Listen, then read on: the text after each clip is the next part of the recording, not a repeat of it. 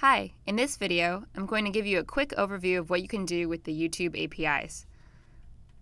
First of all, we all know what YouTube is, right? Millions of videos uploaded from all around the world at your fingertips.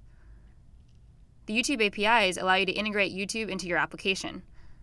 There are two main APIs, the Data API and the Player APIs. But before I get into more detail, let's talk widgets. If you're looking for a quick sprinkling of YouTube on your website, there are some pre-made widgets for you to check out.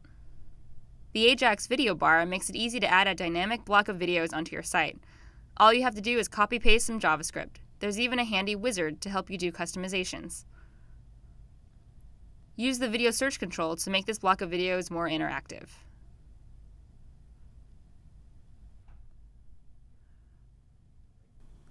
We also have the custom player available. You can change the color and borders to match your site, as well as size and format. To populate your custom player, just select one of your own playlists. Now, if you decide you want to do something that's more complex than what these widgets offer, then you'll want to use the APIs, so let's get into a bit more detail there. The Data API is a RESTful API that allows you to do a wide breadth of operations: searching, pulling back user information, uploading videos, creating playlists, and much more. I'll go over the two most popular use cases, search and upload, and show you some examples. First up, search. I'm sure you've all searched for your favorite video on YouTube.com.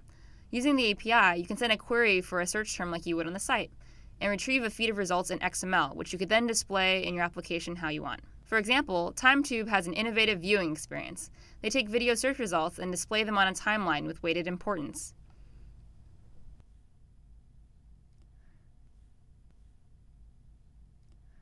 In this web-based presentation creator, you can search for videos within the app and then embed them right into your presentation.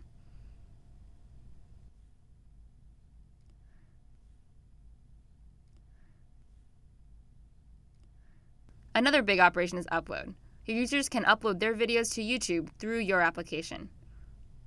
For example, Animoto.com is a slideshow creation site. Once their users create a slideshow, they have an option to export to YouTube.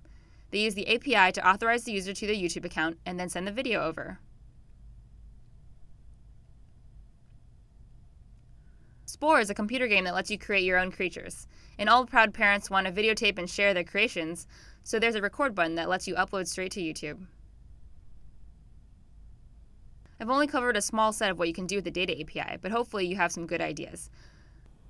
You can get started with the Data API with one of our open source client libraries. We have them for PHP, Java, .NET, and Python. They make parsing feeds and handling authentication much easier.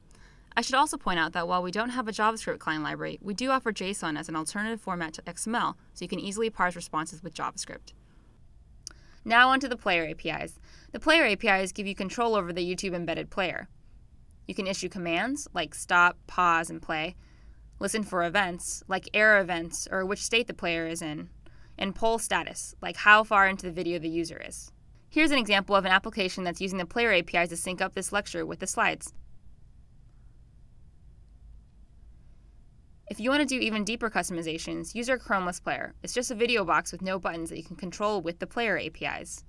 You can skin the player to match the look and feel of your application, much like in these examples.